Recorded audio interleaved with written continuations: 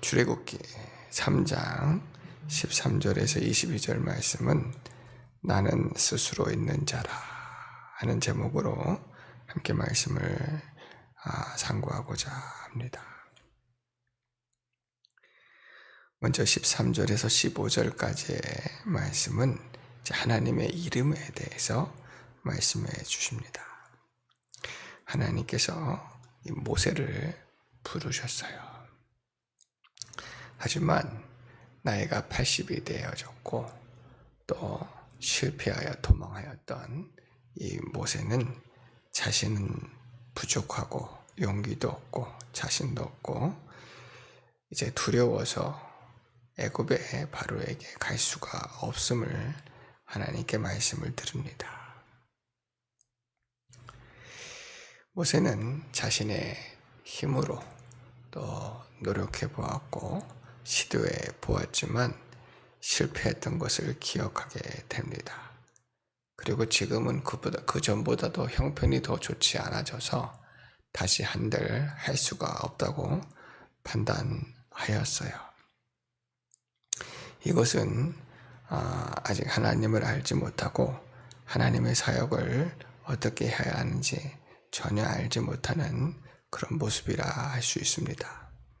진리가 그 안에 없고 또 믿음도 없고 아직 하나님을 알지 못하고 하나님의 능력도 깨닫지 못하고 하나님을 의지하지 못하기 때문에 그렇습니다. 근데 하나님께서 오늘 말씀에서 모세를 이렇게 보내시는데 모세가 하나님께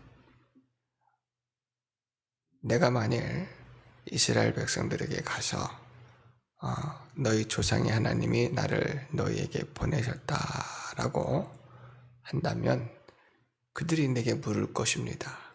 그분의 이름이 무엇이냐? 그분의 이름이 무엇이냐? 사실 구약 아브라함과 이삭과 야곱 같은 경우에도 하나님께서 여호와 하나님으로 만나 주셨습니다. 여호와 하나님은 언약의 하나님이신데 감히 부를 수 없는 거룩한 성우예요. 그들은 한 번도 하나님의 이름을 여쭈지 않았어요. 다만 하나님께서는 그들에게 언약의 하나님으로 말씀해 주셨고 아브라함의 하나님, 이삭의 하나님, 야곱의 하나님으로 이스라엘 백성들에게 말씀해 주셨어요.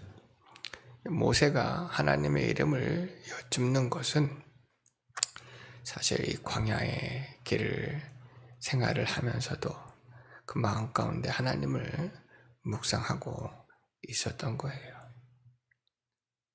이스라엘 백성들이 지금도 고통을 받을 것인데 나는 아무것도 할 수가 없구나.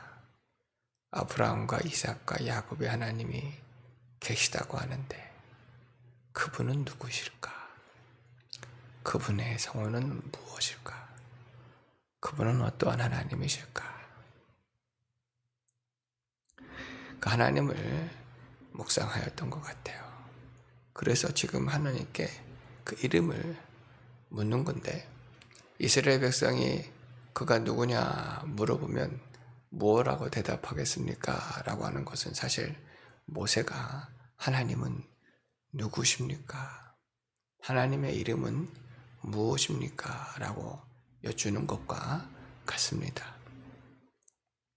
그때 하나님께서 친절하게 모세에게 자신에 대해서 설명해 주십니다. 나는 스스로 있는 자니라. 너는 이스라엘 자손에게 스스로 있는 자가 나를 너희에게 보내셨다 하라. I am that I am. 나는 나 자신이고 나는 스스로 있는 자라. 우리의 이름은 우리의 부모님이 지어주게 되어집니다. 하나님께서는 아담을 에덴 동산에 두었을 때에 그 이름을 어떻게 짓는가 보셨고 하나님의 지혜로 각 식물과 동물들의 모양과 특성을 따라서 아담이 그 모든 것에 만물에 이름을 짓는 것을 허락해 주셨어요. 이름을 짓는 지혜도 주셨고 그 권한을 아담에게 주신 거예요. 그래서 그것들이 그의 이름들이 되어지는 놀라운 일들이 있었습니다. 하나님의 이름은 누가 지어주겠어요? 아담이 지어줄 수 있지 않아요. 하나님보다 크거나 하나님보다 위대하거나 존귀한 분은 없기 때문에 하나님을 이름을 지어줄 누구가 있지 않습니다. 하나님은 스스로 계신 분이에요. 우리는 하나님의 그 크심과 존귀하심과 영광스러움을 항상 묵상할 수 있어야 돼요. 하나님은 영원 전부터 영원까지 계신 유일하신 하나님이시고 찬양받으시기에 합당하시고 존귀하시고 영광스러우신 하나님이신 줄로 이렇게 믿습니다. 하나님의 이름은 우리가 이렇게 지어드릴 수 있는 부분은 아니지만 하나님은 스스로 계신 분이시고 언약의 하나님, 능력의 하나님, 구원의 하나님, 전능하신 하나님, 창조의 하나님, 구원을 이루어 주시는 신실하신 하나님이심을 항상 고백해 드릴 수 있기를 바랍니다. 그리고 하나님께서는 아브라함의 하나님, 이삭의 하나님, 야곱의 하나님이신데 이 말씀은 언약하셨고 언약을 이루시는 언약의 하나님이시다라고 하는 뜻이 있고, 예수님께서는 이 말씀을 가지고 하나님은 살아계신 자의 하나님이시다라고 말씀을 가르쳐 주셨어요. 곧 아브라함과 이삭, 야곱이 조상의 하나님, 죽은 조상의 하나님 같이 보여지지만 아브라함, 이삭, 야곱은 살아있고 하나님 품에 안겨있고 그 언약 안에 참여 있으며 하나님의 말씀 또한 언약의 말씀 또한 살아있다. 하나님은 살아계신 자의 하나님이시다라고 예수님께서 가르쳐 주셨습니다. 오늘 16절에서 18절 말씀에 모세에게 이르시는 말씀이 있어요. 이제 너는 백성들에게 가서 하나님에 대해서 스스로 있는 자가 너희를 보냈다라고 소개하고, 이제 가면은 장로들을 모아라. 이스라엘 장로들을 모으고 그들에게 아브라함의 하나님, 이삭과 야곱의 하나님께서 너희들을 돌보아 주셨고 이제 애굽에서 당한 일을 확실히 보았노라. 이제 이야기하노라. 모세가 이제 하나님의 말씀을 가지고 가서 이제 하나님의 말씀을 전할 때에 애굽의 바로도 듣지 않을 것이고, 그리고 일반 백성들도 모세의 말을 듣는 일이 쉽지가 않을 거예요. 워낙 일들이 힘들고 마음이 지치고 고통스러워서 말씀을 듣는 일에 쉽지가 않습니다. 그러나 장로들을 불러 모으라라고 하는 것은 이스라엘의 대표와 같기도 하고 어른이기도 합니다. 또한 이스라엘 장로들은 하나님의 말씀을 기억하는 사람들이에요. 사모하는 사람들이에요. 그 말씀을 붙드는 사람들입니다. 그리고 그 말씀을 이스라엘 백성들에게 소망을 주는 사람들이에요. 이스라엘 장로들이 아브라함과 이삭과 야곱의 하나님께서 너희들을 구원하실 것이다. 우리들을 반드시 찾아올 것이다. 돌보아 줄 것이다.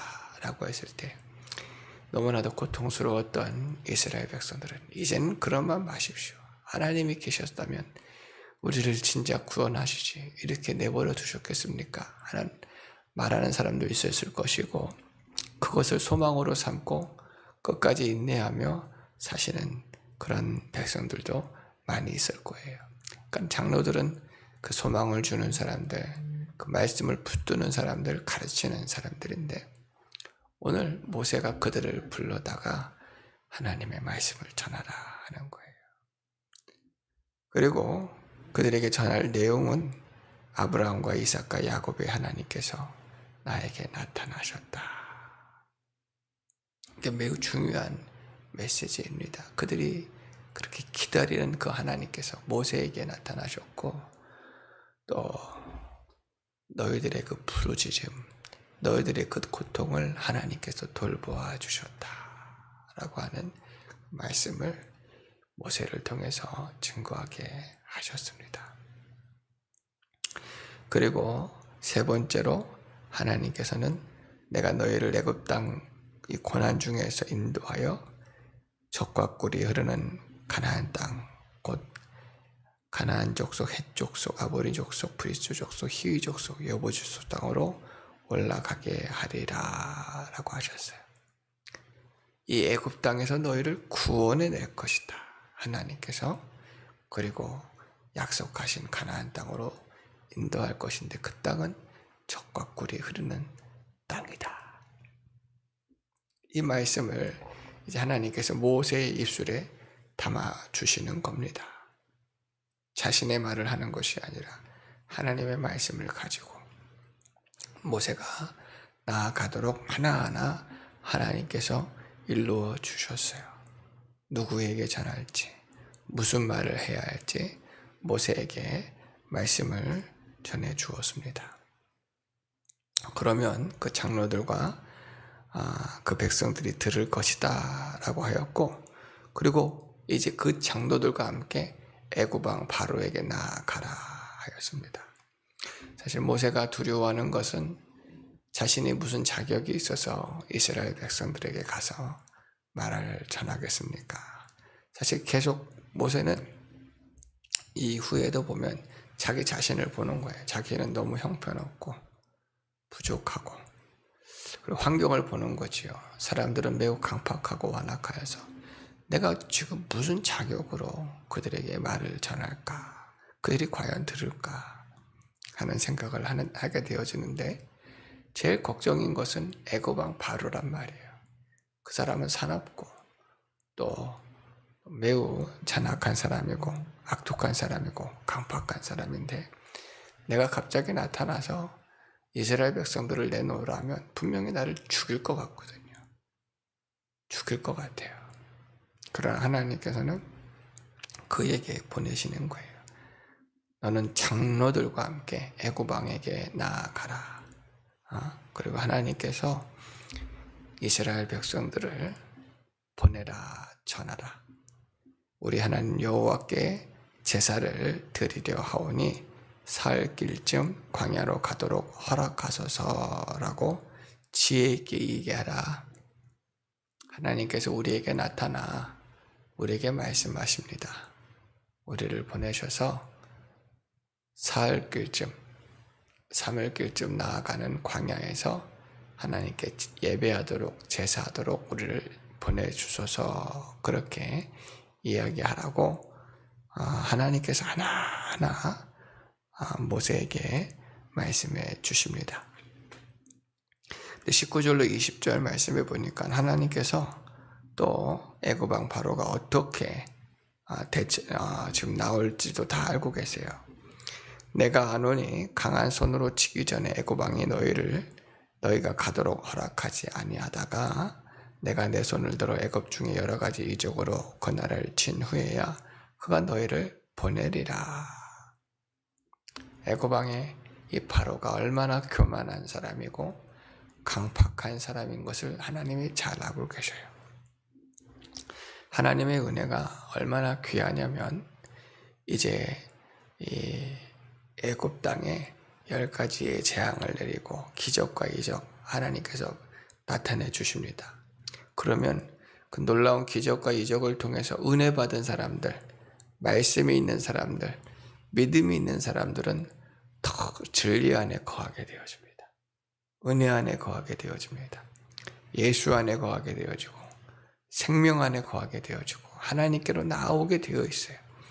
그러나 바로와 같이 완악하고 강팍하고 교만한 자들은 하나님께서 말씀하시면 말씀할수록, 하나님께서 역사하시면 역사할 수 있도록, 하나님이 역사하시면 역사하는 대로 그 마음이 더 교만해져요.